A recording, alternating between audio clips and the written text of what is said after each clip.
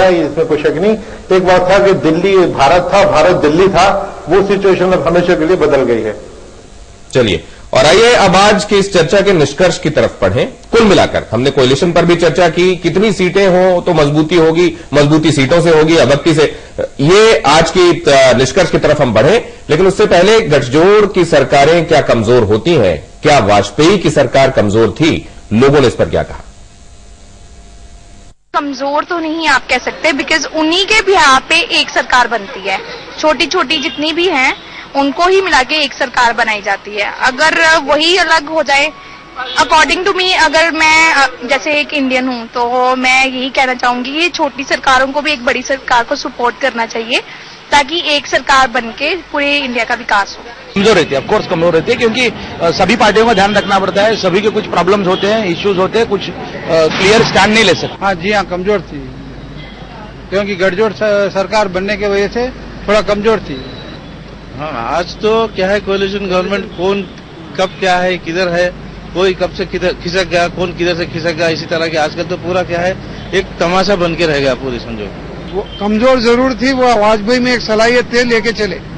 अब वो स्कोप नहीं है बीजेपी में जो वाजपेयी चला, 20-21 पार्टियों को लेके चला। वाजपेयी में एक था जो बोलते ना ईटो पावर जो बोला जाता है, वो था।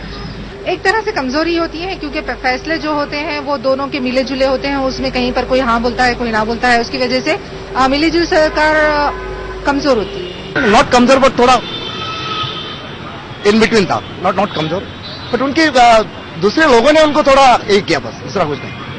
कोलिशन की सरकार अच्छी रहती है क्योंकि उसमें जो है और पार्टियों का प्रेशर रहता है काम अच्छा करने के लिए, तो कोलिशन में भी सरकार अच्छी सरकार रहती है। कोलिशन होना चाहिए, यानी ग्रुप्स, इस तरह की डिफरेंट गवर्नमेंट्स के थ्रू एक परफेक्ट गवर्नमेंट बन सकती है। Without coalition it's not possible to fulfil the requirements of the societies, so it necessary to be work in a team rather than alone. किसी एक पार्टी के हाथ में गवर्नमेंट होनी चाहिए तो वो मजबूत मतलब डिसीजन ले सकते हैं। तो एक बार फिर आपको याद दिला दे जहां से हमने शुरू किया था कि मोदी 300 मांग रहे हैं, कैसे गठबंधन की वो कल्पना करते हैं, क्या उन्हें मिलेंगी 300 सीटें, कैसा गठबंधन होगा कि नहीं होगा। आज के इस पूरी चर्चा का निष्कर्ष क्या है, संजय आपसे शुरू करते हैं। देखिए 300 तो मुझे संभव नहीं लगता है, लेकिन अगर बीजेपी अपने दम पे 200 प्लस पार कर जाती है तो ये बहुत बड़ा आंकड़ा बीजेपी के लिए होगा। मुनीर साहब, नहीं, ये 300 तो बहुत मुश्किल लगता है, शायद ये पॉसिबल नहीं है। लेकिन मैं एक बात ये कहना चाहता हूं कि कोलिशन जो है आज की जरूरत भी है, लेकिन यह कि कोलिशन बहुत परेशानी की भी बात है। कुरैशी साहब, रियलिटी है आज की, लेकिन आज का निष्कर्ष क्या है, गठबंधन हाँ कि गठबंधन ना? गठबंधन तो जरूर चलेगा और नंबर्स की इंपॉर्टेंस कभी भी कम नहीं होने वाली काफी साल तक। पूर्णिमा जी, आज का निष्कर्ष? गठबंधन तो बिल्कुल अब चलने वाला दौर आ गया है, इससे तो इनकार नहीं किया जा सकता, लेकिन गठबंधन है कि सिंगल पार्टी गवर्नमेंट है ये इंपॉर्टेंट नहीं है। पॉलिटिकल विल टू परफॉर्म होना चाहिए, राजनीतिक इच्छा शक्ति होनी चाहिए कि हमें काम करना है। तो फिर 300 हो या 30 हो, उससे कोई फर्क नहीं पड़ता। अभी फर्क नहीं पड़ता, क्या कहेंगे आप, कैसा गठबंधन होगा और कितनी सीटें आएंगी तो स्टेबल होगा? देखिए, नंबर बहुत महत्वपूर्ण है, लेकिन लीडर उससे ज्यादा महत्वपूर्ण है। और मेरा मानना है एक अच्छा स्टेट्समैन किसी भी परिस्थिति में अच्छी सरकार दे सकता है। जी, क्या बद्री साहब, ये seats are just a number या फिर यही अहम है?